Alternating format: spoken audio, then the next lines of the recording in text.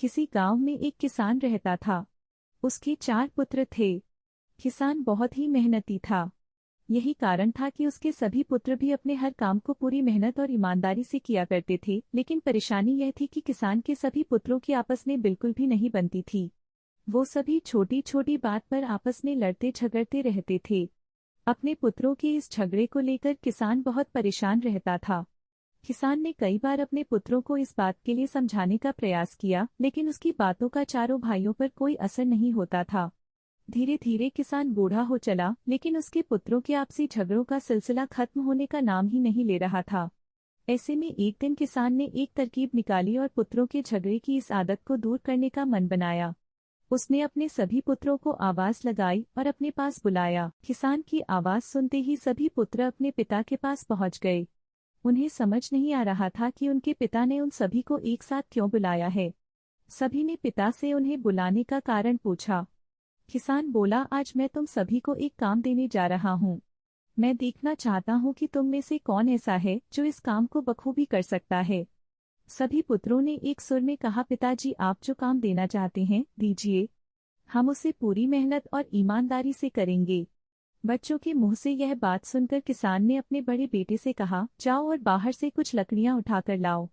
किसान ने अपने दूसरे बेटे से एक रस्सी लाने को कहा। पिता के बोलते ही बड़ा बेटा लकड़ियां लाने चला गया और दूसरा बेटा रस्सी लाने के लिए बाहर की ओर दौड़ा। थोड़ी देर बाद दोनों बेटे वापस आए और पिता को लकड़ियां और रस्सी दे दी।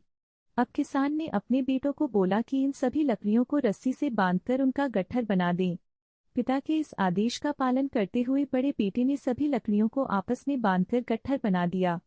गट्ठर तैयार होने के बाद बड़े बेटे ने किसान से पूछा, पिताजी, अब हमें क्या करना है? पिता ने मुस्कुराते हुए कहा, बच्चों, अब आपको इस लकड़ी के गट्ठर को 2 भागों में अपने बल से तोड़ना है। पिता की यह बात सुनकर बड़ा बेटा बोला, यह तो मेरे बाएं हाथ का काम है, मैं इसे मिनटों में कर दूंगा। दूसरे नंबर का बेटा बोला, इसमें क्या है, यह काम तो आसानी से हो जाएगा। तीसरे नंबर का बेटा बोला, यह तो मेरे सिवा कोई नहीं कर पाएगा, मैं तुम सब में सबसे बलवान हूँ, मेरे सिवा यह काम और कोई नहीं कर सकता। फिर क्या था, अपनी बातों को साबित करने में सभी जुट गए और एक बार फिर चारों भाइयों में झगड़ा शुरू हो गया। किसान बोला, बच्चों, मैंने तुम सबको यहाँ झगड़ा करने नहीं बुलाया है, बल्कि मैं देखना चाहता हूँ कि तुमसे कौन ऐसा है जो इस काम को बखूबी कर सकता है। इसलिए झगड़ा बंद करो और लकड़ी के इस गट्ठर को तोड़कर दिखाओ।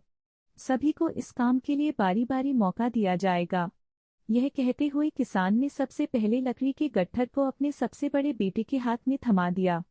बड़े बेटे ने गट्ठर को तोड़ने का बहुत प्रयास किया, लेकिन उसे तोड़ पाने में असफल रहा। असफल होने के बाद बड़े बेटे ने दूसरे नंबर के बेटे को वह लकड़ी का गट्ठर थमाते हुए कहा कि भाई, मैंने प्रयास कर लिया, यह काम मुझसे नहीं हो पाएगा, तुम ही कोशिश करके देख लो। इस बार लकड़ी का गट्ठर दूसरे बेटे के हाथ में था। गट्ठर को तोड़ने के लिए एड़ी चोटी का जोर लगा दिया, लेकिन लकड़ी का गट्ठर नहीं टूटा। असफल होने के बाद उसने लकड़ी के गट्ठर को तीसरे नंबर के बेटे को दे दिया और कहा, यह काम बहुत कठिन है, तुम भी कोशिश कर लो। इस बार तीसरे नंबर के बेटे ने भी अपनी पूरी ताकत लगा दी, लेकिन लकड़ी का गट्ठर बहुत मोटा था। इस कारण अधिक बल लगाने पर भी वह उसे तोड़ नहीं पा रहा था। काफी मेहनत करने के बाद जब उससे भी यह नहीं हुआ, तो अंत में उसने लकड़ी के गट्ठर को सबसे छोटे बेटे के हाथ में दे दिया। अब छोटे बेटे की बारी थी अपनी ताकत आजमाने की। उसने भी काफी प्रयास किया, लेकिन वह भी सभी भाइयों की तरह उस लकड़ी के गट्ठर को तोड़ पाने में सफल नहीं हुआ। अंत में हारकर उसने लकड़ी के गट्ठर को जमीन पर पटक दिया और बोला, पिताजी, यह काम संभव नहीं है। किसान मुस्कुराया और बोला, बच्चों, अब आप इस गट्ठर को खोलकर इसकी लकड़ियों को अलग कर लो और फिर उसे तोड़ने का प्रयास करो। चारों भाइयों ने ऐसा ही किया। इस बार सभी ने एक एक लकड़ी अपने हाथों में ली और आसानी से उसे तोड़ दिया। किसान बोला, बच्चों, आप चारों भी इन्हीं लकड़ियों के समान हो। जब तक इन लकड़ियों की तरह साथ रहोगे, तब तक कोई भी तुम्हें किसी तरह का नुकसान नहीं पहुंचा पाएगा, लेकिन अगर तुम लोग लड़ते झगड़ते रहोगे तो इन अकेली लकड़ियों की तरह आसानी से टूट जाओगे। किसान की यह बात सुनकर अब सभी बच्चों को समझ आ गया था कि पिता उन्हें क्या समझाना चाहते हैं। सभी पुत्रों ने अपनी गलतियों के लिए क्षमा मांगी और वादा किया कि जीवन में फिर दोबारा कभी वे आपस में नहीं झगड़ेंगे।